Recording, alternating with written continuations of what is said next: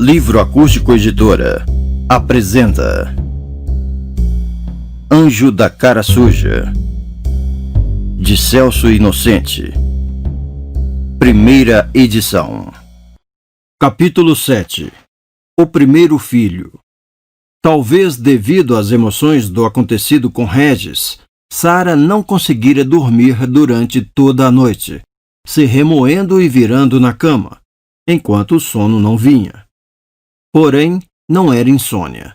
Sentia mesmo era um tipo de cólica constante, que acreditava estar começando as contrações, para então chegar ao trabalho de parto.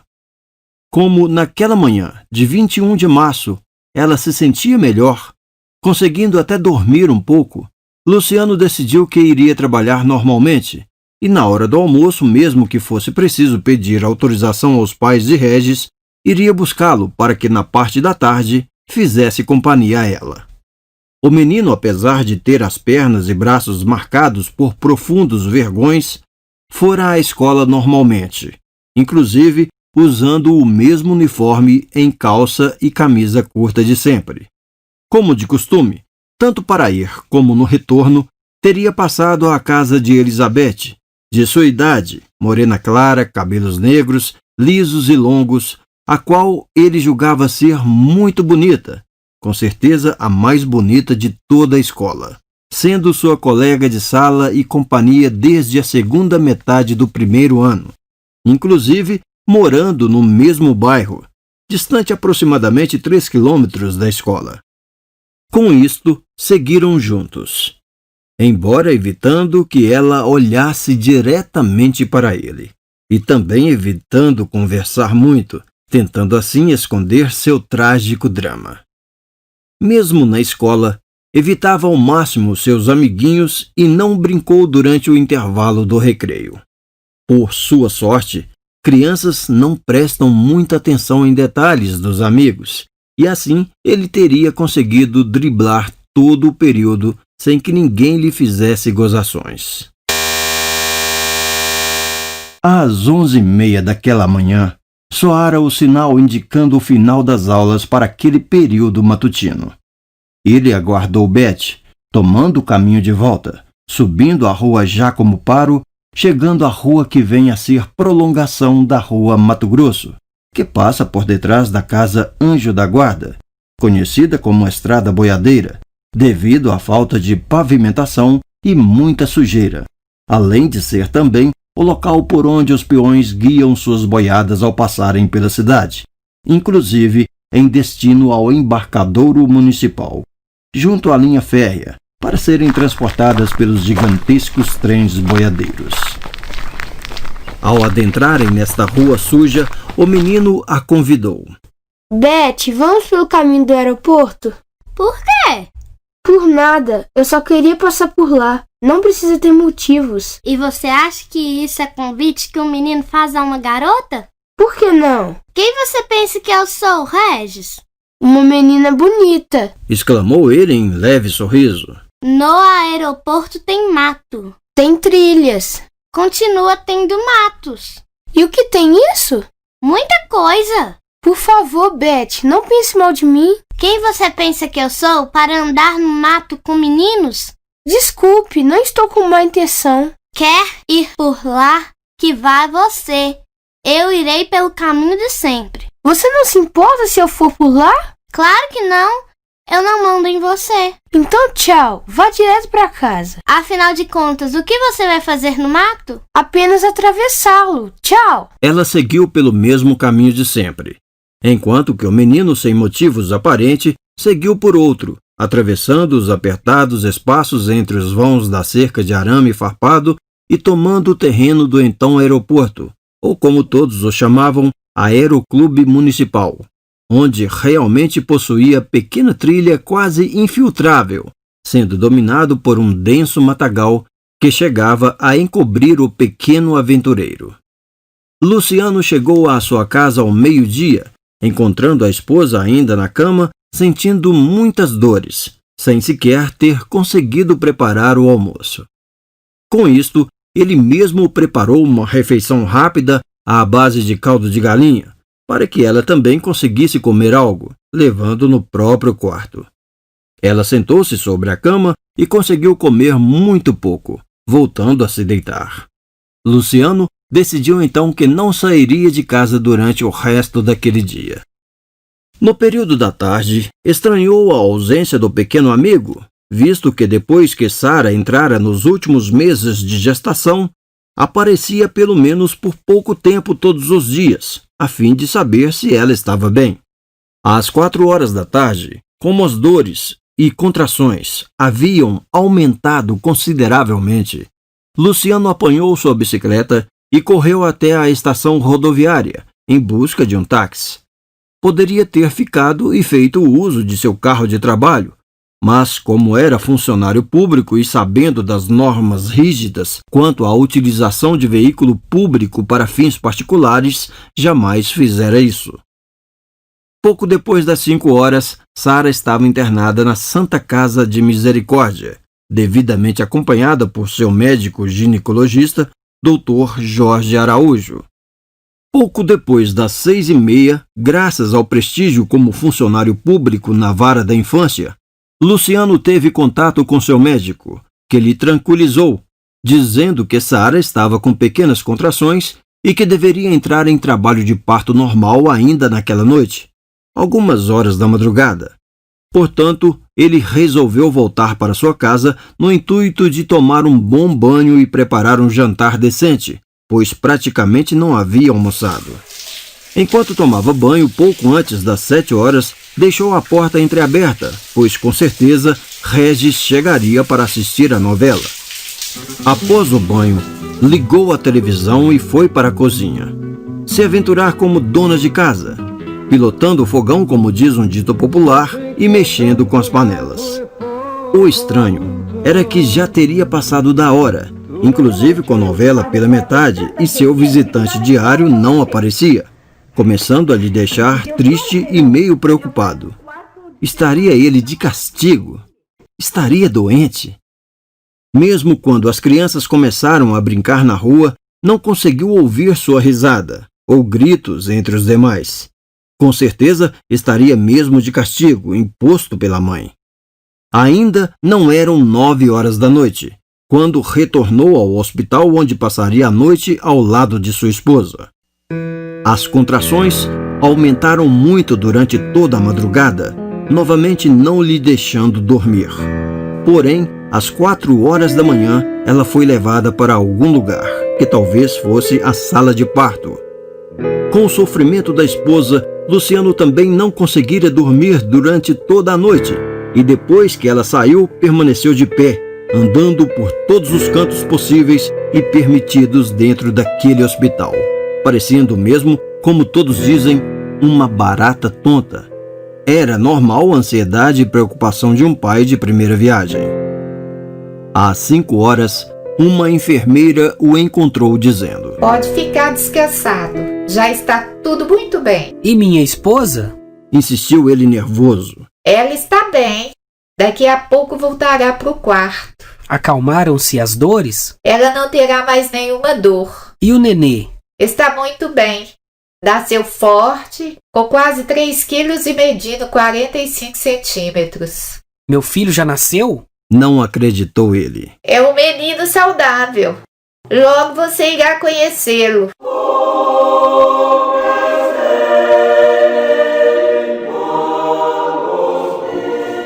Só então ele suspirou aliviado e muito feliz. Seu grande sonho em se tornar pai acabava de se tornar realidade. Continuou andando feito a barata tonta dentro daquele hospital e comentando com todas as pouquíssimas pessoas que se encontrava pelos corredores devido ao horário da manhã. Ele era pai. Era um menino. Que melhor presente poderia querer? 3 ansiedades passaram agora por seu ser. Reencontrar urgentemente sua esposa para dar-lhe um grande beijo. Conhecer logo seu filhinho há tanto esperado para segurá-lo com carinho entre seus braços e contar a novidade a seu querido Regis, que coincidentemente teria nascido no mesmo horário de seu neném e se tornara parte integrante de sua família feliz. Pouco depois das 6 horas, Sara foi devolvida a seu leito, no quarto onde o marido já a aguardava com muita ansiedade. Porém, não pôde lhe dar um grande beijo devido ao seu estado debilitado pela dor, se contentando-se com um pouco de carinho entre um leve abraço. Nosso filhinho chegou, Insinuou ela com leve sorriso em meio a sentimento dolorido. Você ouviu? Ele é bonito? muito lindo. Cabelos castanhos e olhos muito pretos, parecendo duas bolinhas de gude. Se parece comigo? É tudo uma miniatura de você. Ela deitou-se sobre o mesmo leito anterior e, em poucos minutos, dominada pelo cansaço de mais de 24 horas, estava dormindo. Pouco depois das 7 horas da manhã, o bebê foi levado para junto da mãe, onde Luciano pôde conhecê-lo, chegando à conclusão de que não tinha muito a ver consigo. Era muito vermelho e testa toda franzida, olhos e cabelos muito pretos. Não sabia onde Sara teria visto cabelos castanhos e miniatura do pai. Mas tudo aquilo era muito normal. Os bebês nascem geralmente assim, depois vão se transformando, tal qual uma metamorfose humana. Aquele bebê que ainda não sabia o nome, pois não se preocuparam com isto devido a desconhecerem o sexo, aos poucos deveria mudar a cor dos olhos e dos cabelos, e sua pele voltaria a um tom rosado, vindo então assumir todo o franzido da testa e a tal icterícia do corpo, que com certeza se demonstraria primeiro. Apesar do bebê estar ali, Sara dormiu até às 11 horas, onde depois de garantir estar muito bem, fez com que Luciano resolvesse voltar para casa, a fim de preparar um almoço e descansar um pouco, devido também às 2 noites quase sem pregar os olhos. Deitou-se pouco depois do meio-dia e só acordou às 3 horas da tarde. Tomou um banho rápido e às 4 horas já estava novamente no hospital.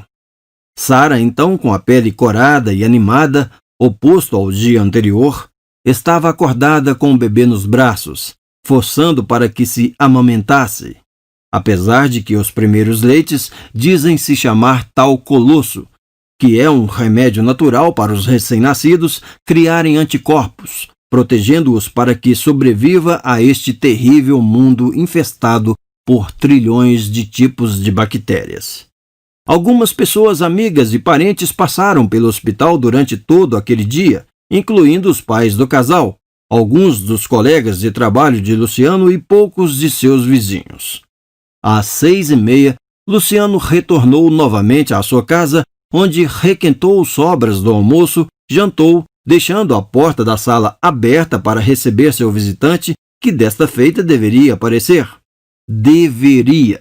Ele estava ansioso para lhe contar sobre o novo membro do mundo dos vivos, que com certeza chegava para alegrar um lar quase deserto e dar sequência a seu nome de família.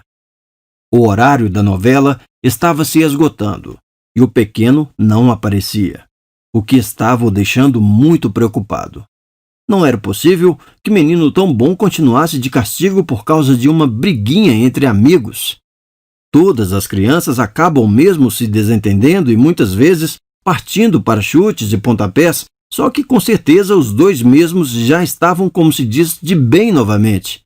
Por que será que os pais insistem tanto em castigo banal? Ao retornar para o hospital, onde passaria novamente a noite, seguiu com sua bicicleta até a esquina de sua casa, na intenção de pelo menos vê-lo e saber que estava bem. Estranhou ainda mais quando, além de não encontrá-lo, não haver nenhuma criança na rua. Àquela hora, elas já deveriam estar todas correndo e gritando, tal qual o enxame de abelhas pelas ruas e terrenos baldios ao redor daquela quadra. Montado na bicicleta, subiu a rua, passando em frente à casa do menino que estava com as portas fechadas e luzes acesas. Chegou a parar e pensar em chamar para saber o que estava acontecendo, mas acabou por desistir, seguindo seu trajeto para o hospital com o pensamento confuso. Será que, além de seus pais o proibirem de brincar na rua, também proibiram a criançada de ficar em frente à sua casa? Sabia ser um fato muito triste um filho, apesar de ainda tão imaturo, em momento de ira, se voltar e tentar contra a própria mãe. Quantos fatos semelhantes já passaram por suas mãos no trabalho? Mas será que precisava dar-lhes tantas varadas doloridas pelas pernas e braços? Pessoas de bem dizem que as crianças são realmente peraltas por natureza, e para corrigi-las, Deus ensinou que realmente se deve usar de punição, e que para isso já fez o jeito, as mãos, e o lugar certo, as nádegas. À noite, no hospital transcorreu tudo normal, com o bebê dormindo durante quase todo o tempo e Sara, devido ao cansaço acumulado, vindo a dormir até bem. Luciano, porém, não conseguia dormir em hospitais e, além de que, preocupado com a ausência de seu pequeno amigo Regis, acabou por assistir a cada hora daquela longa noite, onde às vezes percebia o bebê resmungando um pouco. Acreditava que ele estava sonhando com seu antigo mundo, em sua antiga casa, protegido pelo útero sagrado de sua querida mamãe, e que mal sabia que agora teria um mundo diferente pela frente, totalmente desprotegido contra muitas adversidades como doenças infantis e perigos constantes. Por outro lado, ele deveria saber que teria um papai e uma mamãe que tanto o aguardavam para lhe proteger, dando-lhe amor, carinho, assistência geral e até a vida se preciso for. Aquela criança ali no berço era tudo o que Luciano almejava em sua quase recente vida de casado com uma santa esposa. Tanto fazia se tivesse nascido menino ou menina. Seria amado da mesma forma. Aquele anjinho era a peça que faltava para completar aquela família, em um lar consagrado pelas mãos de Deus.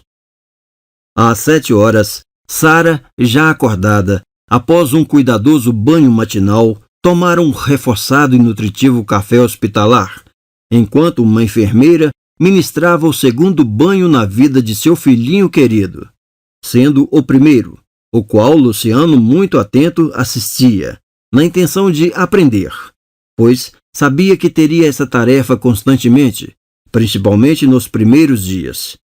Sendo assim, ele pôde observar todo o corpo desajeitado de uma criança recém-nascida, com suas pernas encolhidas, e a enfermeira, por praxe, dizendo que era bonitinho. Bonitinho? Ironizou ele. Parece uma perereca. Tadinho, bem. Reclamou a esposa. Onde se viu chamar seu filho de perereca? Não parece mesmo? Não me faça rir. Estou toda dolorida. Realmente, um bebê recém-nascido não é tão lindo como todos dizem. Aos poucos vai mudando o jeito e a cor, então sim ficará lindo. Mas quando nasce, com a cara franzida, pele vermelha, corpo parecendo ser revestido por pele de cobra, que está para ser trocada, e saquinho em cor quase negra e tamanho exagerado, devido ao acúmulo de sangue, não tem nada de tão bonito. Às 9 horas, o médico visitara Sara e o bebê no quarto e assinara sua alta, autorizando-os a voltarem para sua casa, a fim de retomarem suas vidas, que a partir de então não seria assim tão rotineira. Sara e o bebê de táxi e Luciano, fazendo uso de sua bicicleta que havia guardado em um dos corredores do hospital, tomaram seu caminho de volta ao lar, chegando pouco antes das 10 horas. A mamãe, com o bebê bem protegido nos braços, seguira direto para seu dormitório, acomodando-o confortavelmente em seu lindo berço em mogno e novamente deitou-se para descansar. Luciano estaria de folga do trabalho, exatamente para poder cuidar da casa e de seus afazeres. Já se preparava para iniciar estas atividades rotineiras quando alguém bateu palmas na entrada do portão. Com certeza, algum amigo ou vizinho querendo visitar o bebê.